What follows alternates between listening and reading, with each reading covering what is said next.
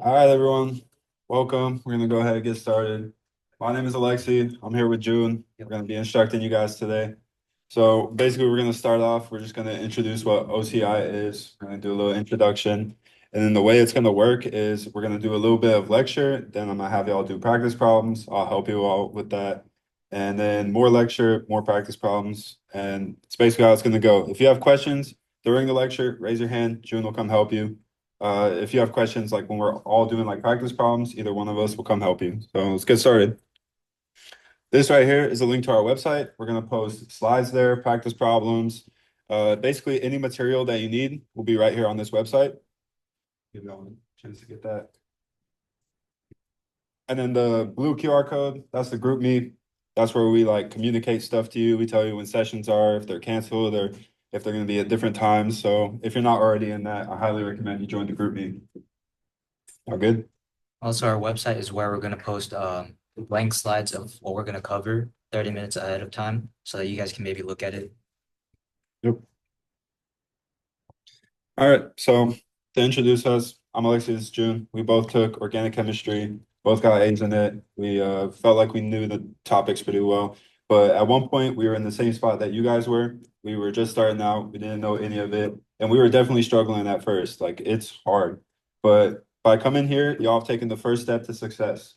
And there's several strategies needed to do well in organic, and one of those strategies is constant practice. Like if you do your practice, you will succeed in this class. Setting goals, like the amount of practice problems you want to do and things like that will help you succeed in this.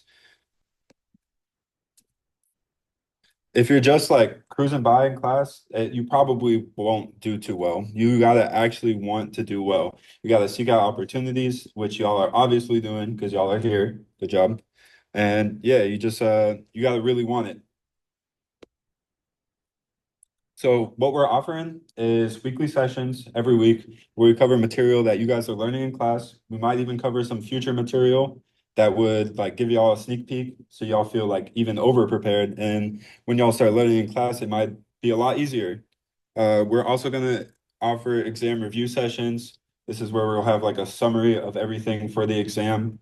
Those are really beneficial. I highly recommend those. And then finals week, we'll have a boot camp where we cover all the material and get y'all ready for that. Also, if you guys are wondering about the availability, it's going to be every Wednesday and Thursday. Wednesdays, we're going to do from 6 p.m. to 8 p.m. like you are today. And Thursdays, it's going to be from 7 p.m. to 9 p.m. And both days will cover the same content and the same practice problems. So whenever you guys are available, pull up to one of those 2 dates. Another thing I forgot to mention about the group meet is if y'all have any questions at any time about organic chemistry or just anything in general, like send that question into the group chat. One of us will answer it. We can get you that almost any time of the day, unless maybe it's like 2 a.m. We might be asleep, but most times we'll respond. And this is basically what we're offering. We have problem sets, practice exams, and study guides. A lot of those things you can find on our website. If y'all could just scan this just for attendance, just for like statistics and stuff. Yeah.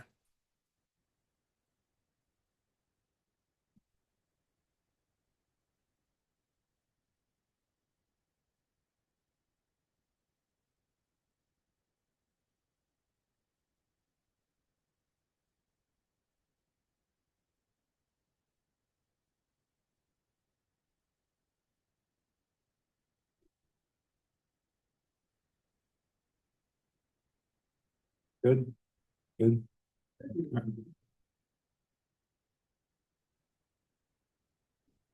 All right. Why is it not showing? There we go.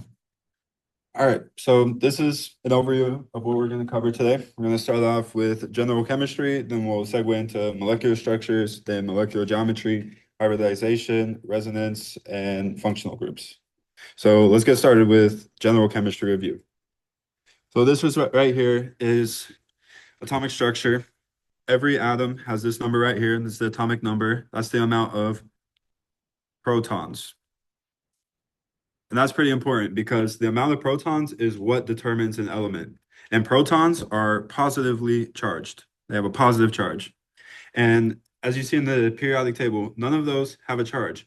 So that means they have the same amount of electrons as protons, because electrons are negatively charged.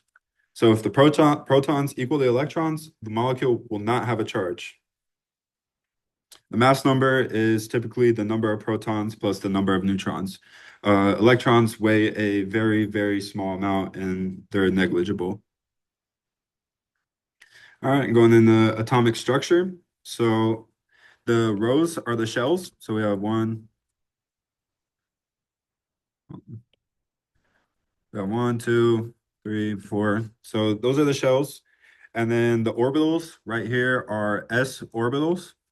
Over here are p orbitals, except for helium right here. That's also an s. And the d orbitals and the f orbitals are not necessarily important for organic chemistry. You probably won't see those. So for example, we look at carbon. Carbon's atomic number is 6. So the way that we can draw out the shells and orbitals is we see that it's a 6, so we just go down the rows and count out 6. So we have 1, 2, 3, 4, 5, 6. It ends right here. So then we see that there's two 1s orbitals. So we write 1s2. There's two 2s orbitals. So 2s2. And then it stops right here on the second 2p orbital. So that would be 2p2. Does that make sense? Y'all got that? Thumbs up if you get it. Great. All right, next we're covering valence electrons. Valence electrons are very, very important in chemistry. They essentially are going to tell you how many bonds an element can do. So like common ones, you should try to memorize these like best you can. Carbon has 4, oxygen has 6, nitrogen has 5, sulfur also has 6, and any of the halogens like fluorine, chlorine, bromine, iodine, those all have 7. And something that would also help is if it's in the same column, it's going to have the same amount of valence electrons. So like you see, carbon has 4 valence electrons. Silicon will also have 4 valence electrons.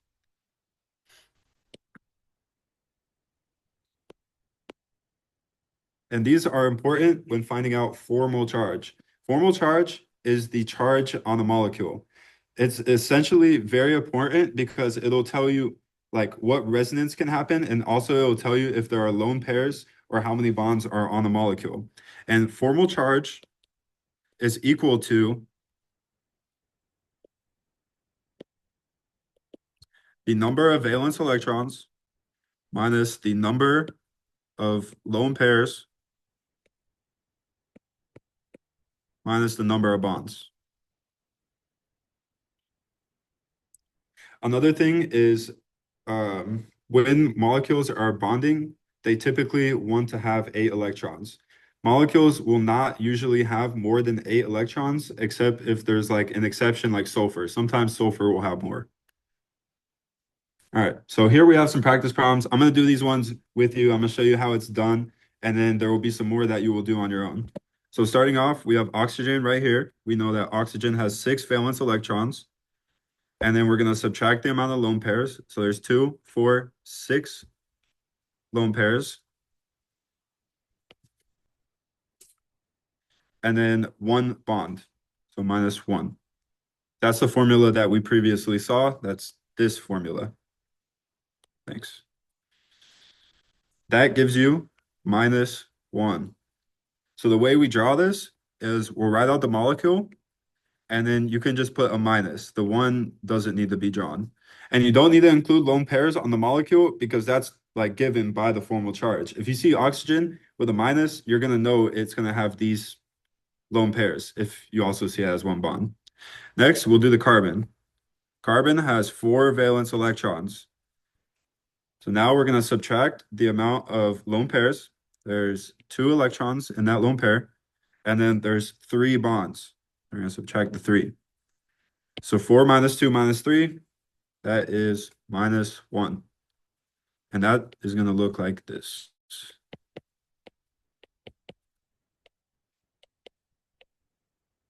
An important thing to note is you want to circle the charge because if it's like a negative, you could mistake it for like a bond line. So make sure you're circling the charges. Next, we have this nitrogen. Nitrogen has 5 valence electrons. There are no lone pairs on it, so we're just going to look at the amount of bonds. It has 4 bonds around it. Just track 4, and it gives you 1, positive 1. The way we draw that.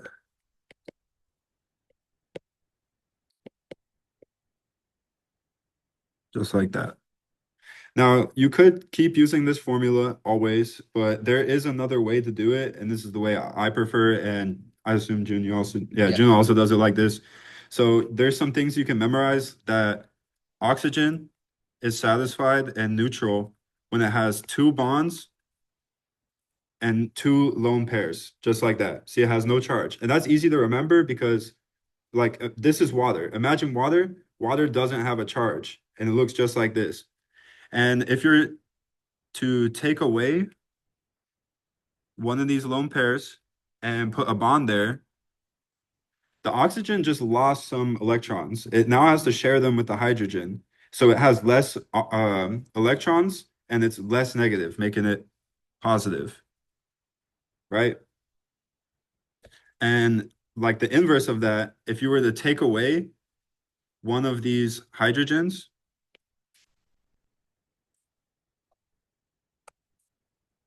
and replace it with lone pairs, it just got more. So it became more negative and it's back to neutral.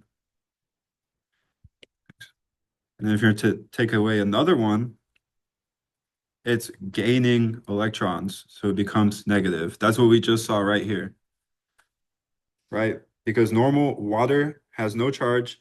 We took away one of those hydrogens and put lone pairs, so it got a little bit more electrons than it usually has. So it becomes negative. Same thing for carbon. Carbon wants 4 bonds. When it has 4 bonds, it's happy, it's neutral. If you are to take away one of these bonds, Double tap. and replace it with a lone pair, it no longer has to share those electrons with the hydrogen. It now has all those electrons for itself, and that makes it more negative because electrons are negative. And if the carbon were to lose these electrons,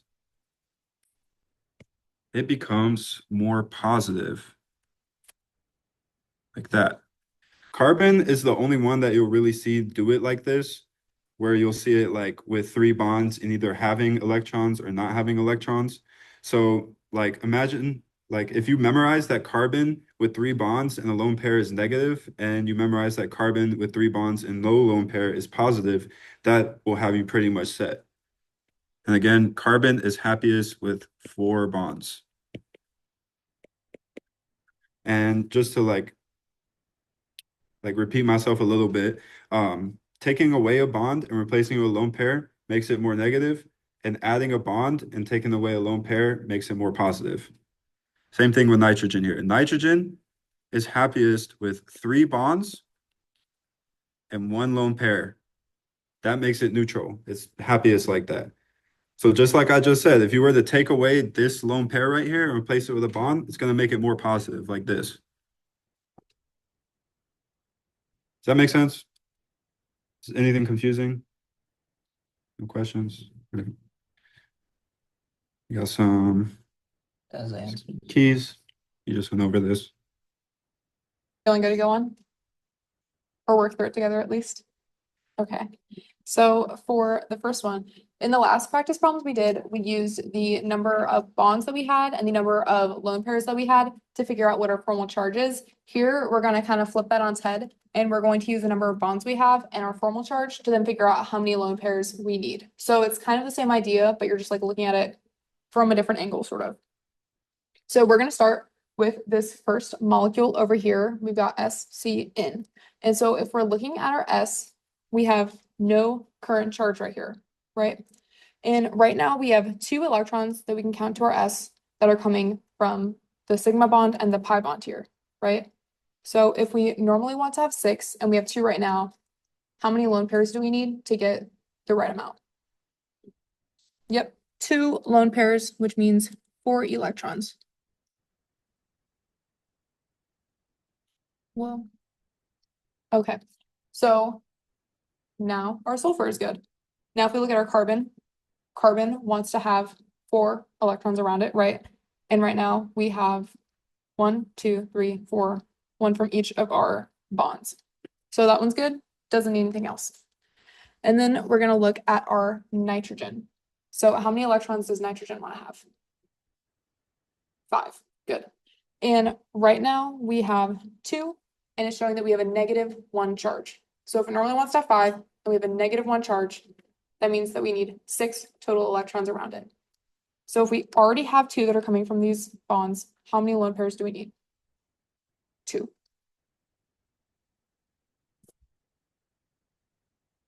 Beautiful. Okay, so now we're going to move on to the middle molecule. So here we're not just going to draw in our lone pairs, but we're also going to draw in our hydrogens on our carbons. That kind of helps us to see what we've got going on there. So on this far carbon to the left side, how many hydrogens do we need around that? 3.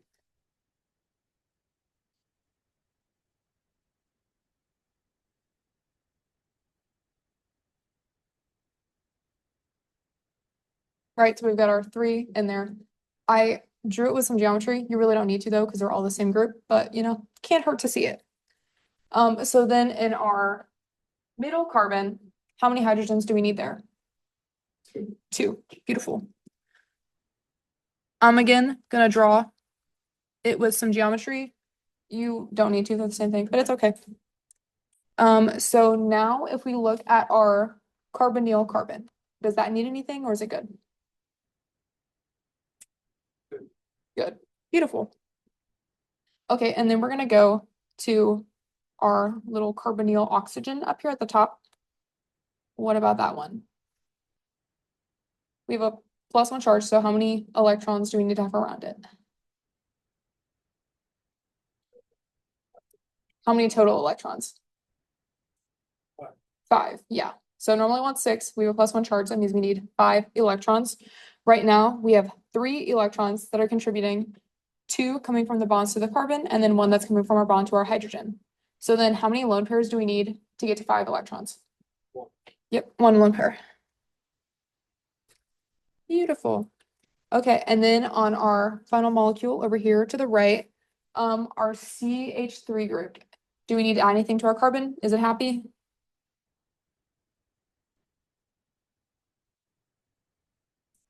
It's happy? Awesome. Okay, and then we have our nitrogen in the center here. So this has a -1 charge, and how many electrons does nitrogen normally want to have? 5.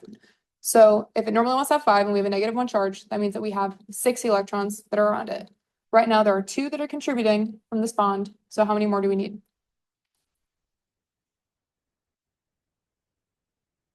Yep, we need 2 lone pairs on here. So I'm gonna draw that kind of like that and kind of like that. You get the idea. Okay, so now we're gonna go over to our next nitrogen that we're seeing. What about this one? We have a +1 charge. So what do we need to add? Nothing. Good. It wants to have 5. It's got 4 bonds to it. That's a +1 charge. And so then now we have our nitrogen that's on the end. This one has no charge. So how many more electrons do we need? 1 lone pair. Exactly. We have 3 that are coming from our bonds. So we need 2 more to make 5 to give no charge.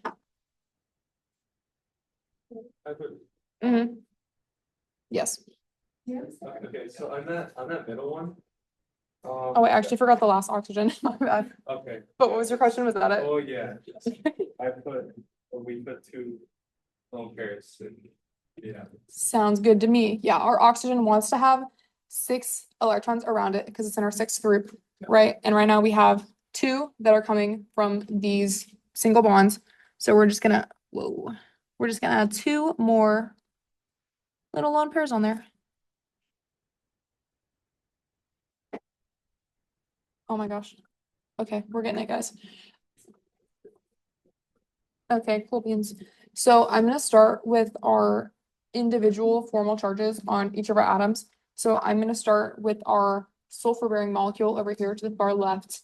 So if we look at, let's just start with the chlorine. Okay, on our chlorine atom, what formal charge did you guys end up putting? 0.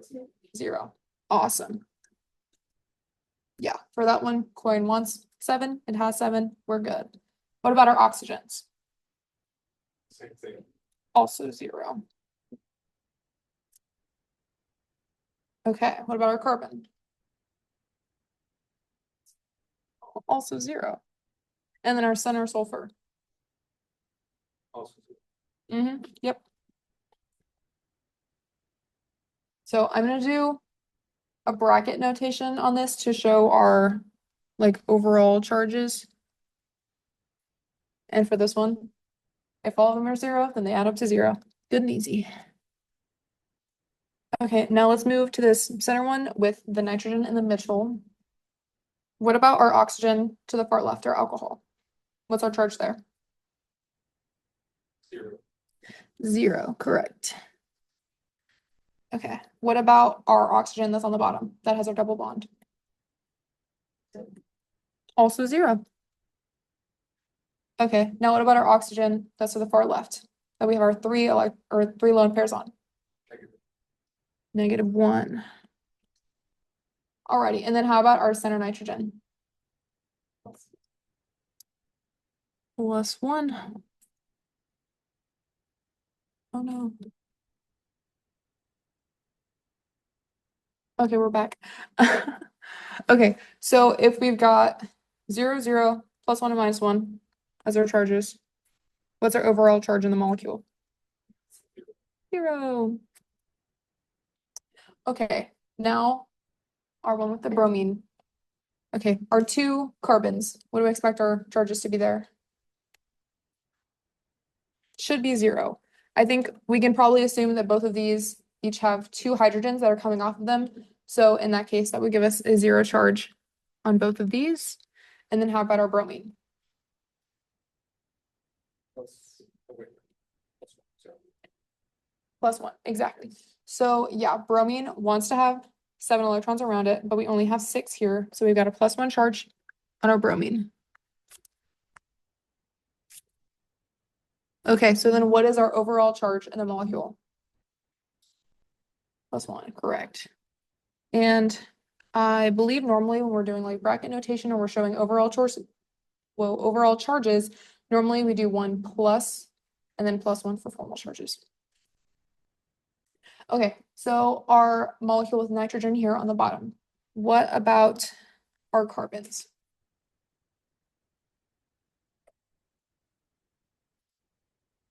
Should be zeros. If we assume that each one of them has a hydrogen there, then we would have 0, 0, and 0. Okay, and then if we look at our nitrogens, let's look at the top one first. What's our charge there? 0, exactly. We want 5, we got 5. Now our bottom nitrogen, what's our charge here? -1, exactly. We want 5, we have 6, so that's 1 extra negative charge. So then what's our overall charge for the molecule? -1. Okay, so now let's look at our one with our chlorines. So since both of our chlorines are the same, let's look at those first. What are our charges on our chlorines? 0, exactly. We want 7, we got 7. And then how about our center carbon? -2. Beautiful. We want 4, but since we have 2 lone pairs there, we've got 6. So we're still matching with our octet rule, but that's too many on our carbon. So then what is our overall charge for this molecule? -2. See, these ones aren't too bad. Alrighty, so if we feel like we have enough formal charge practice, we are now going to be moving on talking about bonds and electronegativity. So electronegativity is a trend in the periodic table. It kind of tells how much an atom wants to have electrons with it. So do you guys remember what that trend looks like on the table if you don't look at the screens? I guess it kind of tells you already. What's our most electronegative molecule? Or not molecule, atom?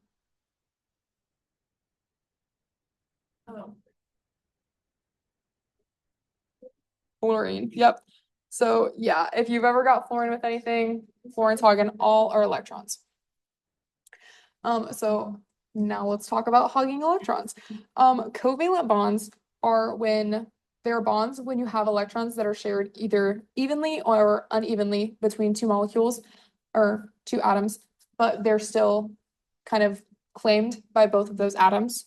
And then you have ionic bonds, which is where one atom is completely hogging the electrons. You can essentially think of it as having a positive ion and a negative ion. They don't like each other that much, one stealing all the electrons. And then to indicate what atoms are taking the electrons, we use dipole arrows to show these differences in our electron density. So do you guys remember what direction the arrow is pointing? Like what's it pointing towards?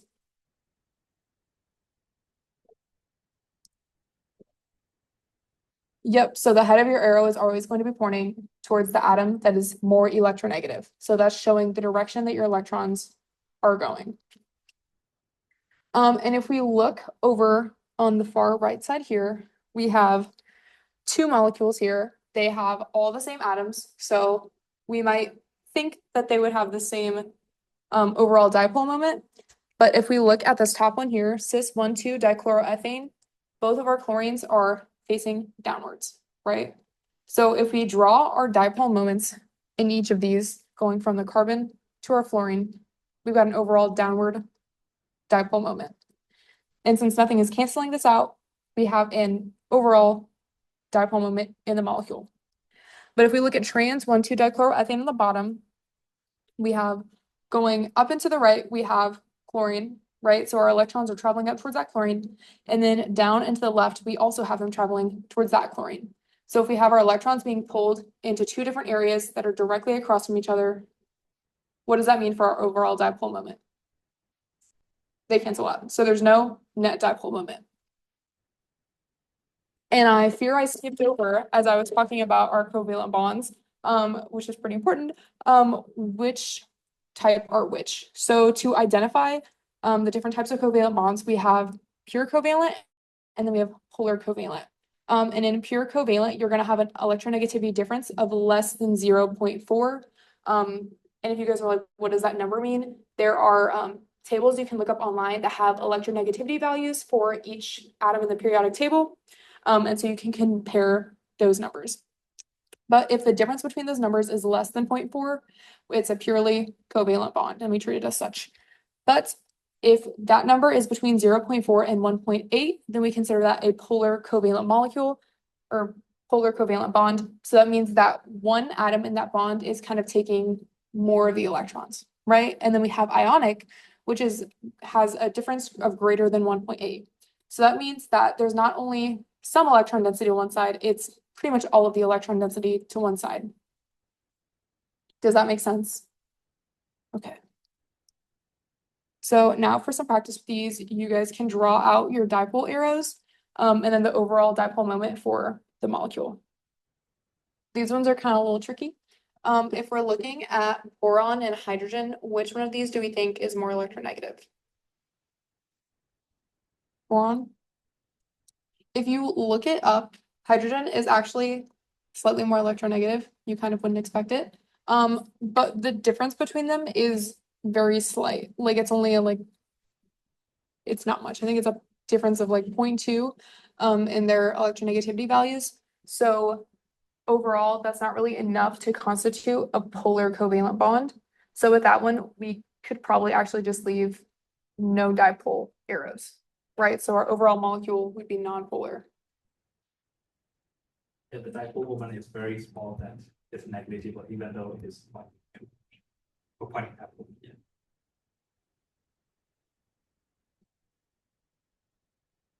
Sorry guys, I have to reshare my screen.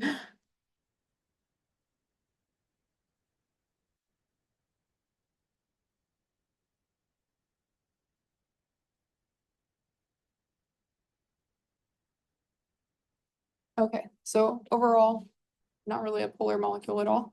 Now if we look at our molecule on the right, what are we thinking about this one? Where are polar covalent bonds or non-polar covalent bonds?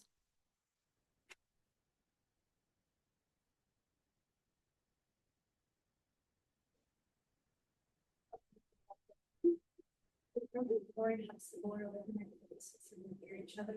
I know fluorine's the most electronegative, but Not really. I would say fluorine is significantly more electronegative than like most things around it. So that one is a big enough difference. I'm not sure of the actual number on fluorine, but that one is enough to constitute a polar covalent bond. Yeah, so that one there definitely is a dipole. If I'm drawing in my dipole arrows, what direction are they going to? Yep. Yeah, so we're drawing them with a little arrowhead towards our fluorine. And then we can do that for both of our carbons.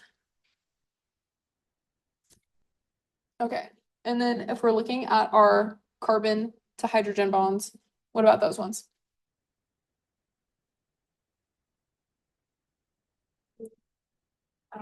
I don't know if it'd be the hydrogen is more on this less, or yeah.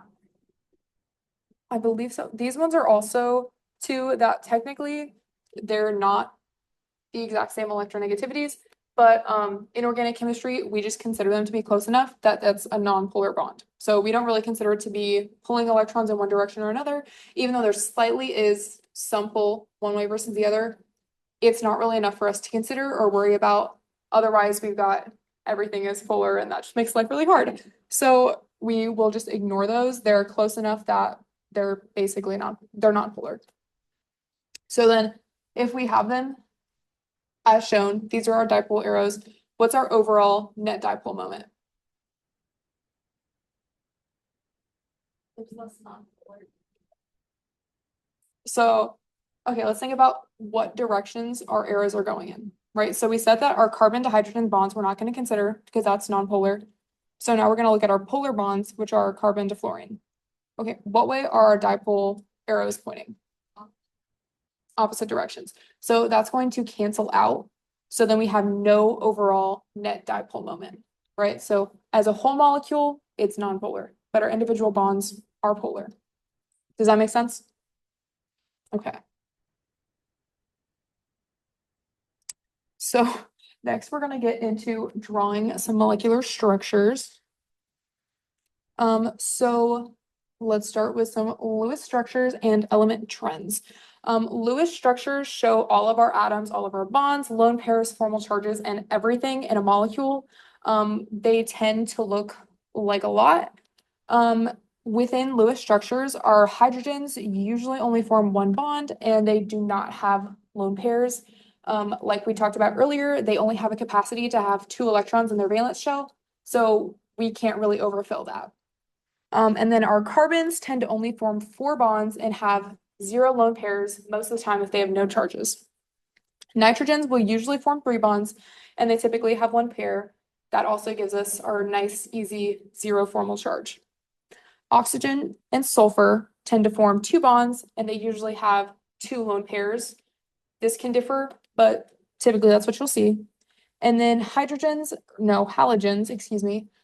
such as fluorine, chlorine, bromine, these are all typically only going to have 1 bond to them and then 3 lone pairs because, like we talked about, that gives them 0 formal charge. So that's what's most stable. Do these make sense? Okay. So different types of structures that you might see are the Kukuli structures, I believe is how you pronounce that. If I'm mistaken, I'm so sorry. But these are essentially just Lewis structures that don't have lone pairs shown. So you see all the bonds, all the atoms, but no lone pairs. And then we also have condensed structures. So these are written according to how the atoms are arranged in space. So if you have like a CH3 group connected to a CH2 group, connected to a CH2 group, connected to an OH group, and that's how they appear in order, that's how they'll appear in that condensed structure, if that makes sense. We also have skeletal structures. That's what we're going to get into more. These are like Lewis structures that do not include lone pairs. They're also a little bit nicer because you don't have to draw in every single individual atom. With these, our carbon atoms are simply shown as the end of a line or as a point. So anytime you see a point or the end of a line, that's going to be a carbon. And then these also typically do not show our hydrogens unless they're on like heteroatoms that's not carbon. So if you have a hydrogen on a nitrogen, you would show that. If you have a hydrogen on an oxygen, you would show that, but you don't show them when they're on carbons because we kind of can just infer how many we have based on our formal charges. These will also include dashes and wedges. So dashes and wedges help us figure out how our molecule looks like in 3D space. So if you're envisioning your molecule on the paper that you see, anything that's just a line is in the plane of the paper, right? So it's flat with the paper. Anything that is a dash is going into the back of the paper. So it's going away from you, not where you're looking at. And then anything that's on a wedge is coming towards you out of the front of the paper. Do those make sense? Like looking at? They will come back very heavily when we get into stereochemistry. So definitely make sure you have it now. Also, to clarify, I know this like confuses some people. If you have a molecule and it's showing wedges and dashes coming off of the same atom, typically they show them like a wedge to the side of the dash. So they're like not right next to each other, but it's important to think about when they're in 3D space, those are in the same plane, but that plane is perpendicular to the plane of the paper. So you're not actually going to see one to the left or one to the right. They're directly in line with each other. So just remember to keep that in your heads when you're looking at them. It doesn't matter if the dash is on the right or on the left, they're actually in line. And then next, we're going to get into molecular geometry and hybridization. Do you guys remember geometry a little bit? Maybe just a smidgen? Okay, so molecular geometry is going to look at the number of different electron groups that you have, electron domains. And then from that, we're going to figure out what the shape of the molecule looks like. So if you, also to clarify, these electron groups or electron domains, electron dense areas, whatever we're going to call them, that is just like a bond to another atom or a lone pair group. So that's what those mean. So every time you have a lone pair group, if you have two groups of lone pairs, that's two different electron domains. If you have two different connections to two different atoms, that's two domains there. But to start, if we only have two different electron dense areas, that's going to leave us with a linear geometry. You can't really, they want to get as far away from each other as possible, and you really can't get any farther away than being straight across from each other. So linear is the best we can do. Then if we have three electron domains, that's going to be trigonal, planar. If you have no lone pairs, it's trigonal planar, so it's just flat, three groups as far from each other as they can be. And if you have one lone pair, then you're going to have a bent structure. So that's kind of like what a water molecule sort of looks like. Kind of, not quite. That's the next one actually. But if you have four electron domains around that, your electron pair geometry is called tetrahedral. And then if you have one lone pair, that gives you no lone pairs gives you tetrahedral shape.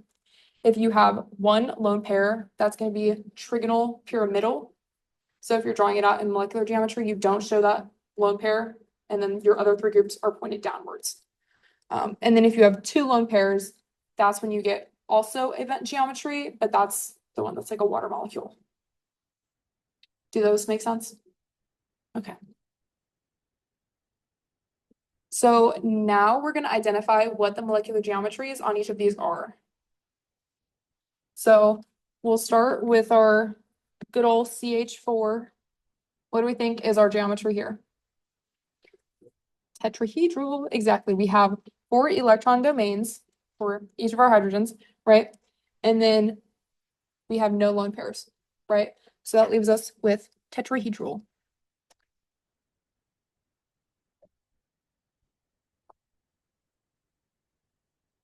Alrighty, and then our NH3 here. What do we think about this one? Trigonal pyramidal. Okay. Why do we think it's that versus another.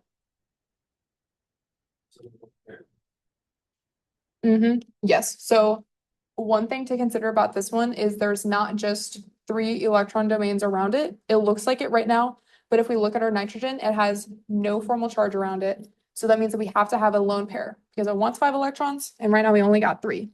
So I'm going to draw in a little lone pair on that nitrogen. And so now we have 4 electron domains, one of which is a lone pair. And so that's going to give us our trigonal pyramidal shape.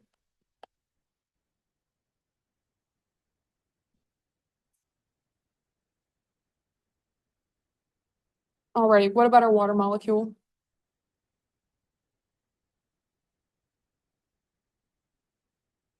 We're thinking bent? Yep.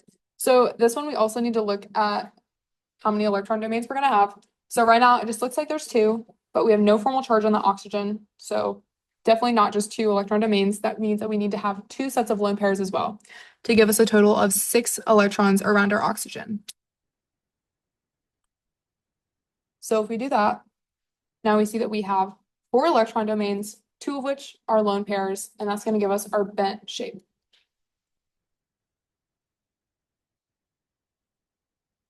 Alrighty. So now on to some hybridization and bond composition. So bonds are composed of sigma bonds and pi bonds, which can be denoted by the little Greek sigma and Greek pi letters. A sigma bond is just a single bond, right? So if you have a bond between carbon and hydrogen, that's a sigma bond. A double bond is when you have 1 sigma bond and then 1 pi bond, right?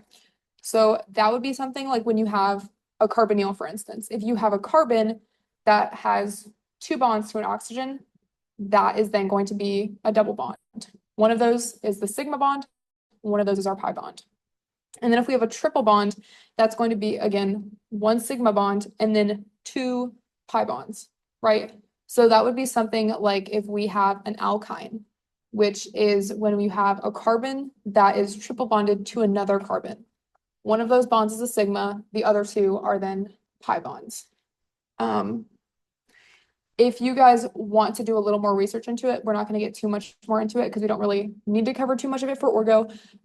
But there are different ways that the sigma bonds come together versus pi bonds. The way that the orbitals overlap is different. But we're not going to go over that right now. But then we also need to know the hybridization of our different atoms in a molecule. So our hybridization is going to be denoted as sp and then x. And x is just the number of electron domains that are around our atom. So we just worked on counting our electron domains, so that's good. And like we said before, these electron domains are just when we have a lone pair or a sigma bond, or when we have a double bond, the sigma and pi bond in that double bond, that just counts as 1 electron domain. Does that make sense? So if we consider again like a carbonyl, if we have our carbon that's double bonded to an oxygen there, that group is just 1 electron domain. And then we'll typically have 2 other electron domains that go with that. And hybridized orbitals are when we mix together our s and p character. So we have s orbitals and p orbitals that are overlapping. That creates new molecular orbitals from our atomic orbitals. They become hybridized and their shape changes. Again, we're not going to get into that right now, but if you want to learn more about that, it's always good information to have. They end up looking like the fun little molecule we've got on the top. So yeah, you guys can look into that more later, or we can explain some more later. And now we're going to get into some hybridization practice. And with this, we're going to identify the hybridization of all of the atoms in here, except for our hydrogens. So if we're starting to look at our hybridizations, yeah, if we're labeling all of our non-hydrogen molecules or atoms in this, got a lot of labeling to do right now. But let's start at our very far left methyl carbon. What do we think about that one?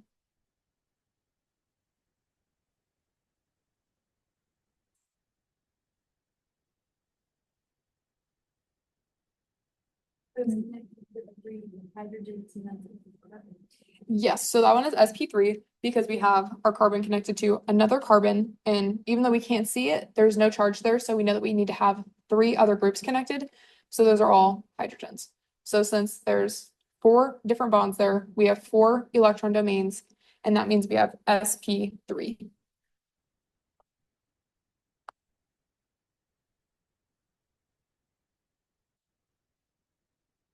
Okay, and then what about that center carbon that's connected to oxygen there? sp3 again, yeah. Again, we have 3 different connections, 1 to oxygen, 2 to carbon, and then we can't see, but we also have 1 to hydrogen. Okay, what about the next carbon that we see?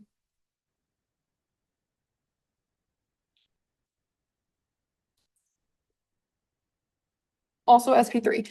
Yeah, so again, we have 2 connections to carbon and then 2 to hydrogens, so 4 different groups, sp3. Okay, let's look at our oxygen here on the top, our alcohol group. What do we think about that oxygen?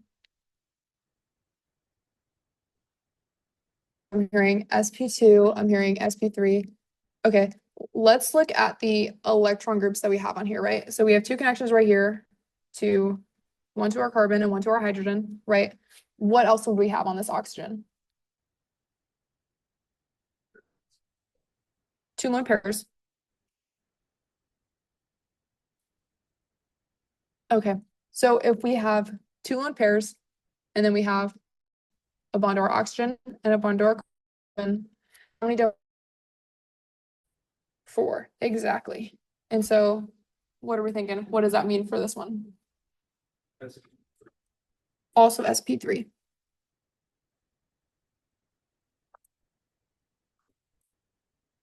Alrighty, and then let's look at the carbons in this little aromatic ring. What do we think about these guys? You said sp3. Okay, why are we saying sp3? They all supposed to have 4 bonds to them, each carbons. Oh, Yes. the pi. The pi bonds. SP2, it's the one. Yes. Yeah. Yes, beautiful. Good catch. Good catch. Yeah, so just because you have 2 bonds, that doesn't mean that there's 2 domains. If it's a sigma bond and a pi bond, that's 1 domain. So each one of these is going to be sp2 because of that, because they're each connected to 3 different groups.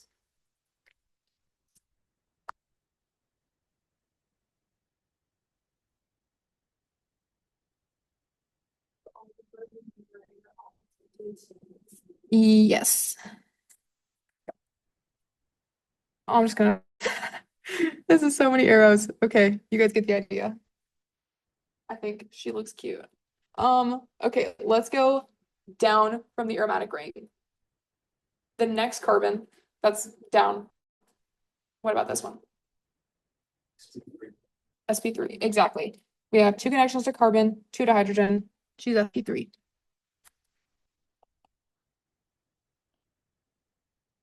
Alrighty, what about our next carbon?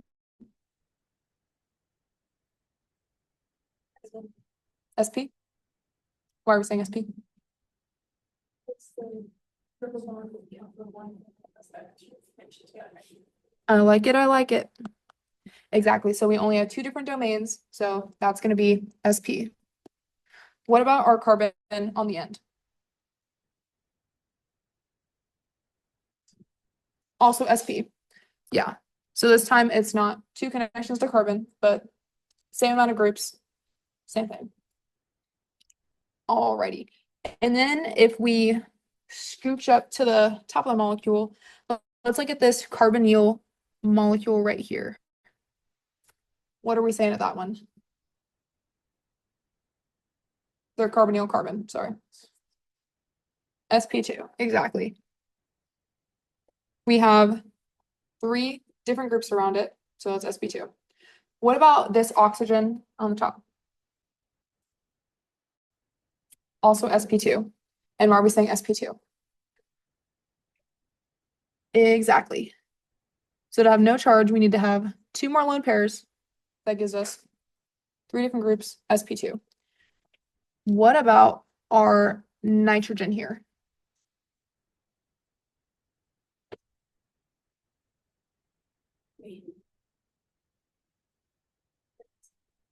Okay, I'm hearing sp3.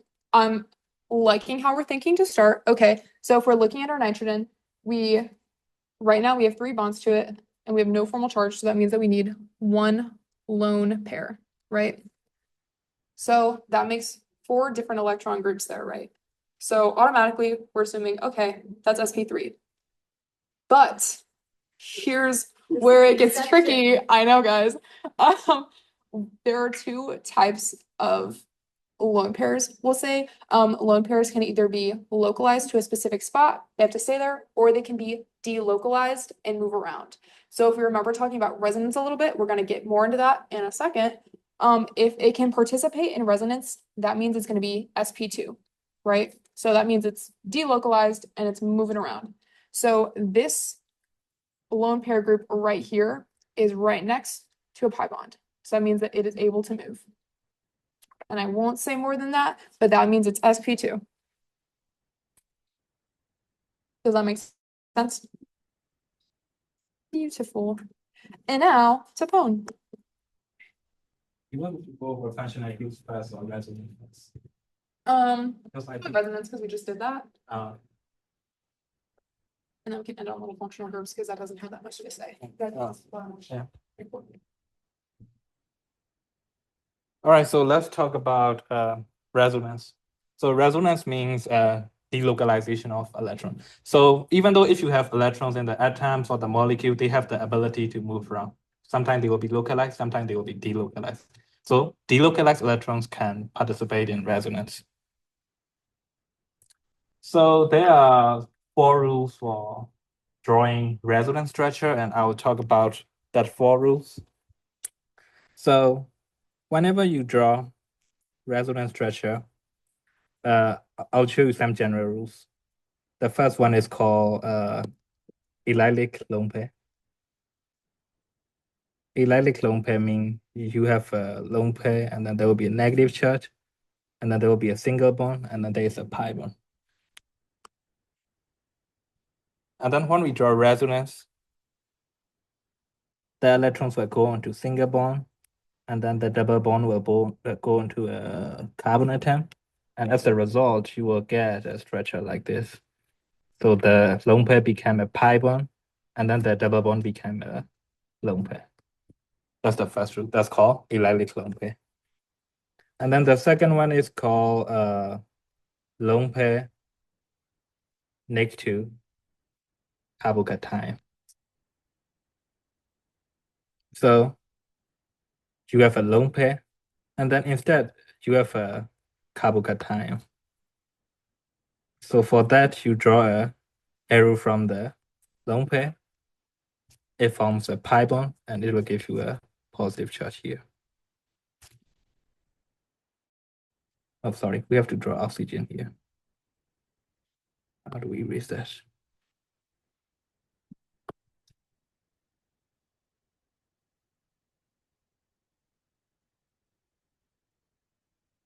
We draw it like this.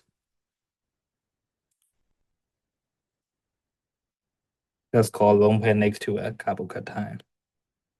And then the third one is called a pi bond between atoms of different electronegativity.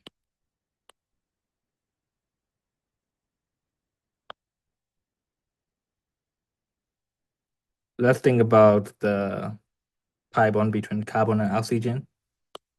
So now the pi bond go into oxygen, and it will give you 2 charges, negative charge on oxygen, and then positive charge on the carbon.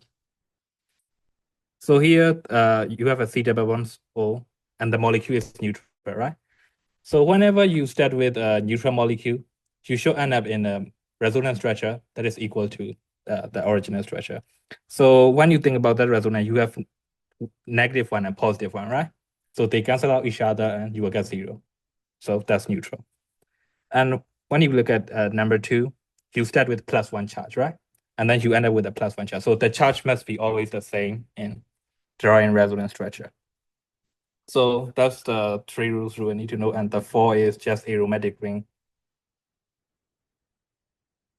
The aromatic ring are delocalized like this. Yeah. But there are 2 things that you need to know for drawing resonance structure that most students usually make mistake for that. So the first thing is you should never draw your arrow from the hydrogen. Never draw arrow from hydrogen.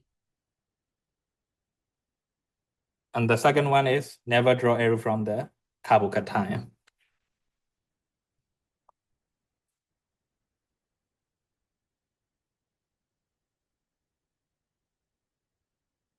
It's two on the, there's still one cation and one for next to a cation.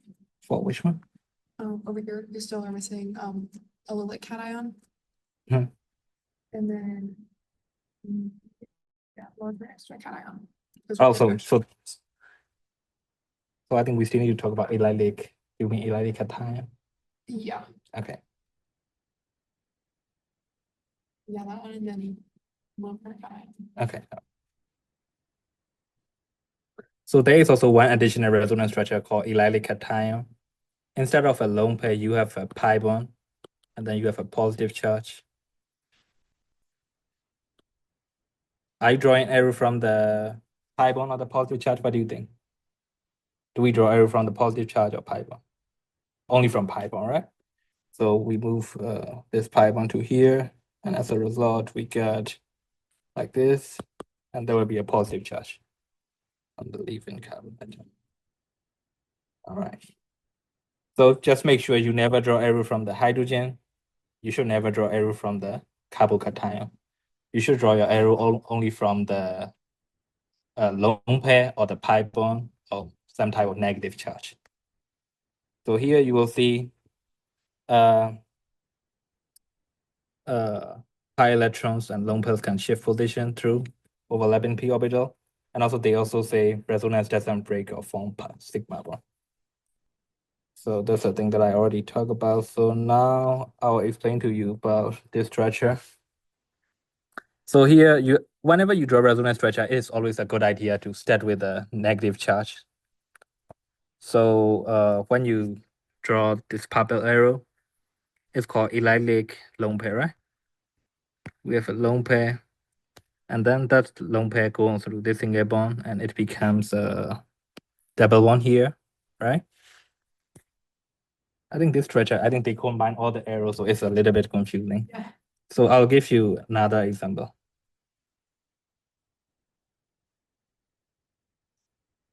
Maybe I can explain to you about this thing. So what type of resonance structure is that? Is that allylic cation or pi bond next to a carbocation?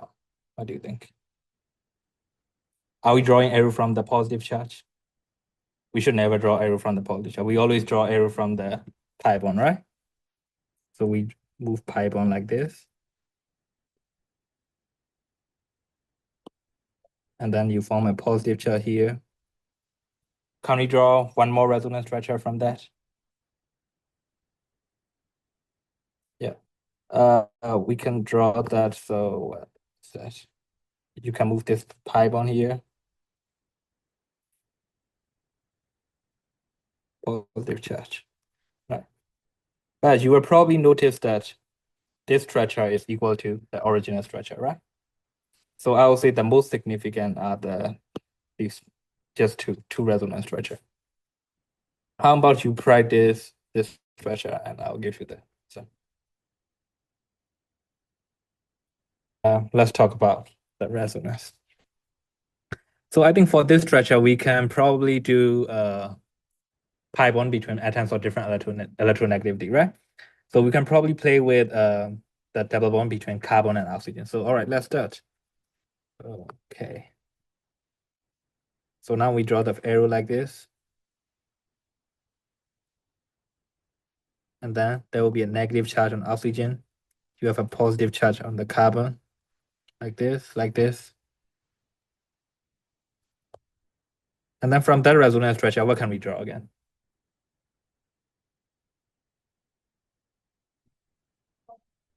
Yeah, we can probably do pi bond next to a carbocation, right?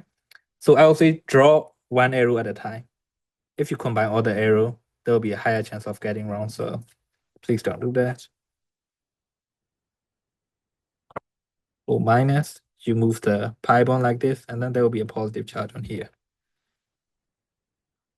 Can we draw one other resonance structure from that? We can still do a pi bond next to a carbocation, right? So move pi bond like this. O minus, and then plus. Yep. So I think that's the all resonance structure that we can get from the original structure. So make sure you only draw your arrow from the pi bond, and also you cannot draw your arrow from the single bond. You should draw only from the double bond or negative charge. So you never draw arrow from the positive charge, hydrogen, and then sigma bond. Okay? How's everyone doing? Great? All right. All right, we still have 5 minutes left, so I'll go over the functional groups real quick. So functional groups are really important in organic chemistry. So whenever we do the reactions, those functional groups will determine whether the reactions are going too slow or they will determine your product. So let's review some functional group. And also I think Alexi made the Quizlet. You can scan it and you can do some practice for that.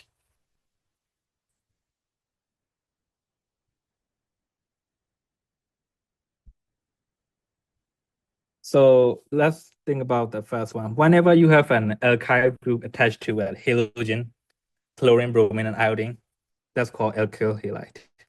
If you have chlorine, it will be alkyl chloride. If you have bromine, it will be bromide. If you have iodine, it will be iodide. And then when you have double bond, that will be a alkene. Double bond, alkene. If you have triple bond, it will be alkyne. If you have an OH group, it is called alcohol. Just OH group is called alcohol. If you have SH group, it's called thiol. Alcohol, thiol, okay? And then the next one is oxygen between two carbon atoms. That's called ether. And then if you have sulfur between two carbon atoms, that will call sulfide. And then if you have a ring structure, that's called aromatic. Most people know that. And sometimes they also call it as an A ring. And then the next one is called ketone. If you have ketone, you will probably see that this carbon is attached to oxygen through pi bond, and then that carbon is attached to two more carbon atoms. R group, those are called carbon groups. But for aldehyde, it's a little bit different. This carbon is connected to only one carbon atom, and the other one goes to hydrogen. So that you will need to focus on. For ketone, it will attach to oxygen and two carbon atoms, but for aldehyde, it will only attach to one oxygen, one carbon, and one hydrogen.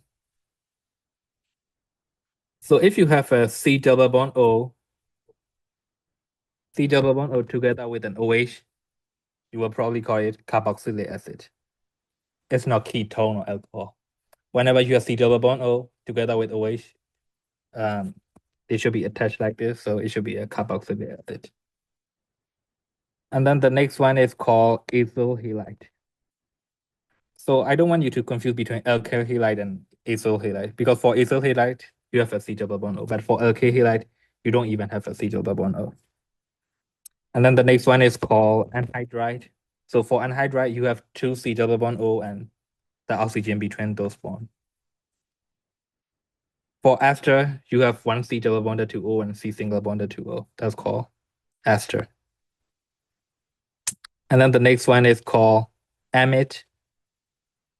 You have C double bond O, and then that carbon is also attached to nitrogen. So that's called amide. But for amine, that nitrogen is only attached to three carbon atoms. You don't even have C double bond O or something like that, amine. So I think those are all functional groups that you will need to remember for Argo 1. So now let's do 3 practice problems before we end up our session today. Let's start. So for the first structure, how many functional groups did you find? 3. Okay, what do you have? Um, Either, yeah. So in the first structure, you have two aromatic ring. These are called aromatic. And then this is C single bonded to O, and then that O is also single bonded to C. So that is called ether. And then you have a double bond that is alkene. How about the second one? What do you have?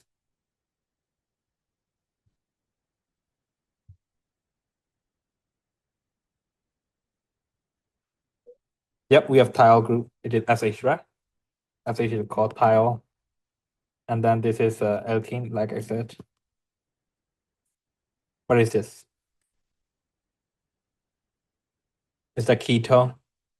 It's a ketone or aldehyde, or what do you think? Ketone or aldehyde or alcohol or carboxylic acid, what do you think? Carboxylic acid? Yep, it's carboxylic acid. It's not ketone or aldehyde. Carboxylic acid. If you have a ketone, yep, correct. If you have a ketone, you will probably see a structure like this. That's called ketone. And then this is. How about the last structure? Which functional group did you find? It's a ketone or amine or what's that? Amide or.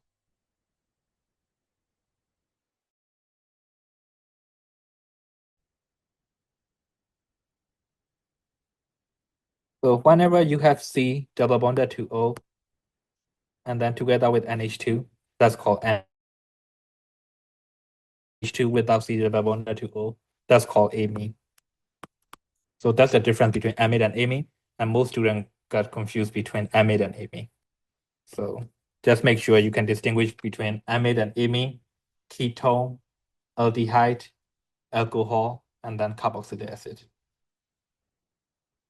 All right, so that's all for today. So you can scan the QR code and just give us the feedback. What do you think about our program? Thank you all.